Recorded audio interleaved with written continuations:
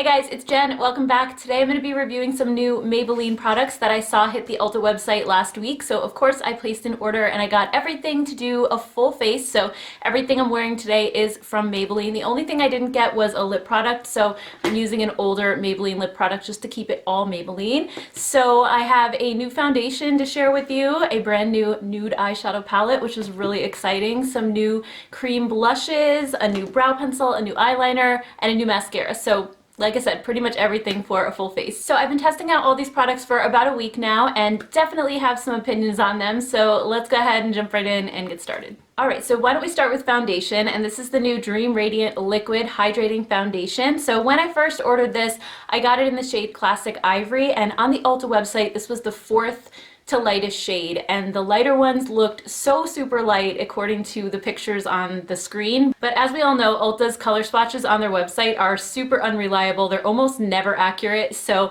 when this came in the mail, as you can see, it's a lot darker than my skin tone. So I did use this shade by itself a couple of times, and then I just happened to be in Walgreens and I saw a display of these.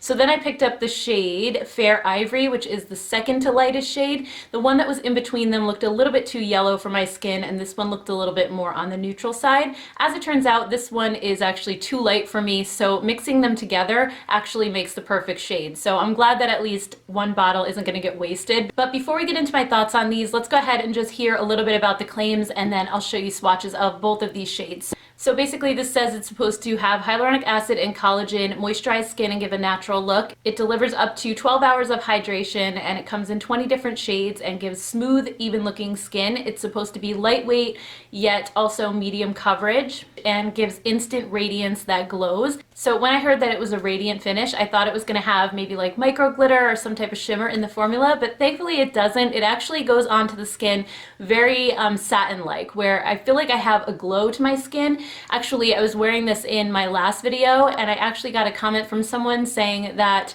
they liked my highlighter, and I actually am not wearing any highlighter. It just makes my skin look really dewy and glowy. And it's funny because normally my skin doesn't get on with hyaluronic acid, especially in skincare, but for some reason when it's in makeup, it just gives the most natural effect on my skin. So I was very happy to see that. And I just think when they say radiant, they mean like it gives your skin like a glow, which is great if you have dry skin or more mature skin. So the texture on this is really super nice. It's very lightweight, it's very creamy. It's just like the smoothest foundation. The first time I put it on with a brush, and I was just blown away. It was almost like just erasing everything. It's not super full coverage, so don't expect that. And I do have to layer it up on my cheeks and areas where I have dark spots and stuff like that, because they are going to show through a little. And normally I do still use a little bit of concealer after this under my eyes and around my nose, but I feel like it's a solid medium coverage, and I was just blown away by how smooth it is and almost like blurring on the skin. And I was so excited for this. I feel like it looks more natural than my CYO Life Proof that I really liked a lot,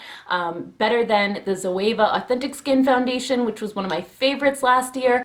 I was also super impressed with the staying power of this. It lasts all day on me. If you have oily skin, it may not be the case, but on my dry skin, it holds up really well. So I am just loving this foundation so much, and as you can tell, I'm really excited about it because I just feel like it makes my skin look so good. Even up close, I'll show you some close-up shots of what it looks like on my face, and it doesn't look like I'm wearing foundation, which is what I'm always going for, and it doesn't cling or cake to dry areas. And another thing I just thought of with this too is that it kind of almost feels like it's one of those moussey formulas, like, you know, those ones that just kind of smooth over everything and make your skin look perfect, but they're also like really drying. If you have dry skin, you know what I'm talking about with those, where I'm always wishing that it was just a little bit more hydrating. This is almost like a cream and mousse hybrid, where it has that like moussey texture that just kind of glides on the skin and feels really lightweight, but also it has a creaminess to it that just moisturizes your skin and just kind of plumps everything up and makes it look really good. So I can honestly say I've never tried anything high-end or drugstore that had this texture before,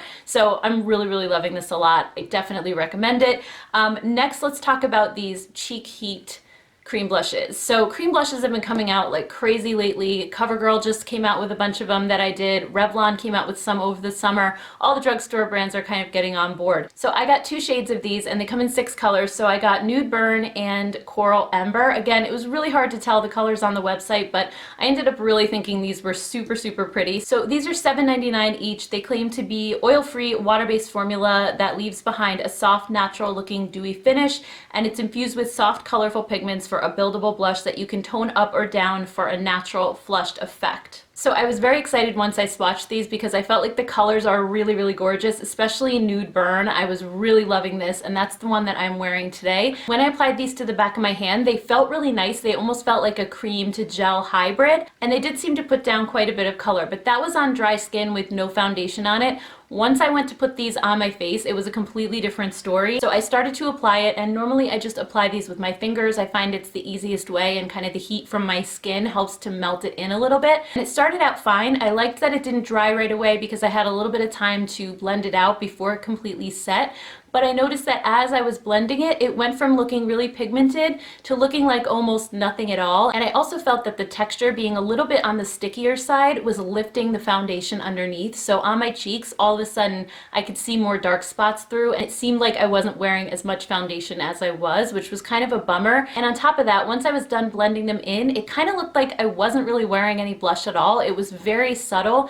So then I went back in and put on another layer, hoping to build up the coverage, and it still really didn't do that much. It didn't look much darker than it did the first time around, so these were a bit of a disappointment for me. I think I really enjoy the CoverGirl ones a lot more. These are also kind of like a creamy gel blush, but they dry down completely, and I felt like they're a little bit more silky, and they don't have as much stickiness as these do, so I didn't find that this disturbed my foundation underneath nearly as much as these did. So if you're looking to try out new blushes at the drugstore, I definitely recommend the CoverGirl ones over these. I also really liked the new Milani Cheek Kiss ones. These are very similar to the CoverGirl, so these two I really like.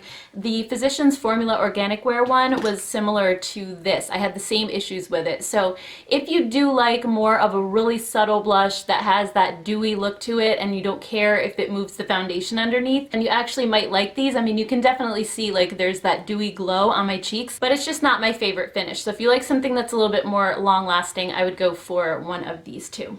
Next up, I got the new Brow Ultra Slim Pencil, and I got this one in the shade Blonde, which is the second to lightest shade. I just find that blonde shades for brows are just a little bit more cool toned, and my brows are definitely cooler. And I just like when my brows aren't super dark and heavy, even though they are more of my natural hair color, more like my roots right here. You know, because I have blonde hair, I don't like a really heavy brow with it, or I should say a dark brow. So I usually like to use a blonde pencil just to kind of fill them in a little bit and make them look more full. So this is just your standard 1.5 millimeter slim brow pencil, kind of like the Anastasia Brow Wiz, or there's a bunch of different ones at the drugstore. I really like the CoverGirl one a lot. I'm not a fan of the L'Oreal though. I felt like that one just doesn't stick to your skin, and it just kind of is like a little bit waxy. I did really like the formula of this one. I found it very, very easy to work with. At first, when I first started using it, I think it was a little bit hard, but as soon as I swiped it a couple of times, then all of a sudden it got a lot softer. So I think it just maybe hardened on the outside or something, which I have seen a lot of brow pencils do, like when they're very new and you first open them. But then beyond those first couple of strokes, it worked out really well, and I think this is a great mix between being soft yet firm. So it's not so soft that it's smudging everywhere, but it's firm enough that you can create those really hair-like strokes, and it looks very, very natural. It also has the spoolie on the end just to kind of comb everything through like most of them do. I mean, I thought it was a really nice brow pencil at an affordable price, so definitely can't go wrong with that. Next up, we have the Nudes of New York eyeshadow palette. This is $13.99. When I saw this, I definitely wanted to try it out because I love a neutral eyeshadow palette, even though Maybelline's formula in the past has not been my favorite. I do think they improved on their older formula when they came out with the City Mini palettes, and then the lemonade one and the soda one. I felt like they were okay, especially the shimmer shades were pretty good, but the matte shades I found were just like a little bit too powdery and too blendable. They were the type that kind of blend away, similar to the new Milani palettes that they've been been coming out with lately, but this one is a completely different formula. So forget everything you've tried with Maybelline eyeshadows. This is totally, totally different. So I'll just quickly show you a close-up of the palette just so you can see all the colors. It has a really nice mix of warm and cool shades, also lots of mattes, lots of shimmers to pick from. There's 16 shades in all, and here's some swatches, and you can see like how well this swatched. It swatched beautifully. I felt like it was very, very pigmented. The shades felt super smooth, super velvety. So I was very, very intrigued once I swatched this palette of how it was going to apply to the eyes. So if I had to compare this formula to something, I would say it's actually very reminiscent of Milani's older formula that I actually really love. So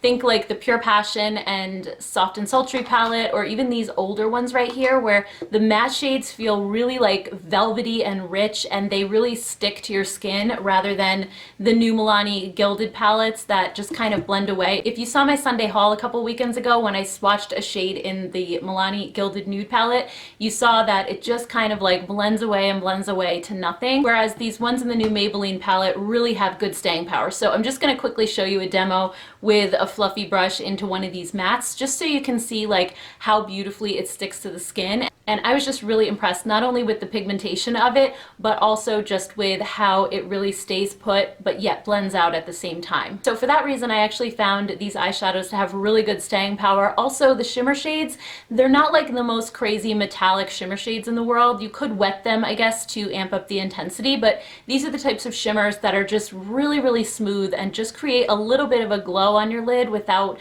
being super metallic or glittery or crazy, which is something that these days I actually prefer. So I just love the smoothness of them. I think they're really pigmented and beautiful. And then another thing I really like about this palette is just the color selection. You have kind of some rosy tone neutrals over here. You have some warm shades in the middle.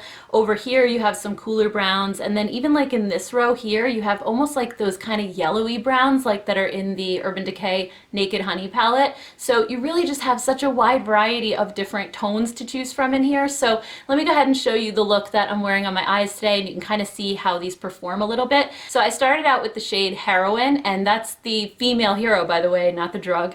And this one is like a light tannish color with like a little bit of yellow to it. It's really beautiful. It was the perfect transition color for my skin tone. I thought it blended amazingly. As you can see, the pigmentation is definitely there and it really stays put. It's not blending away or anything. It's not super powdery. There's a tiny bit of fallout, but not much. Then for my outer corner, I used the shade Self Starter, which is kind of like a medium to deep brown that's a little more like neutral to cool, and this was a great outer corner shade, so I put this one in my outer corner and just blended that back into the crease a little bit and also more across my lid. And then I used the shade Pioneer on my eyelid, and this one is more of like a bronzy gold shade. It's a little bit more bronze than gold, and again it has that slightly like greenish yellowy undertone like in the Naked Honey palette, so I thought the shade was beautiful as well. I also went back in and used my transition color underneath my eyes as well, just as a little bit of a liner. So I really love how easy this is to work with. I was very impressed because I haven't loved Maybelline's eyeshadows in the past. This is probably the first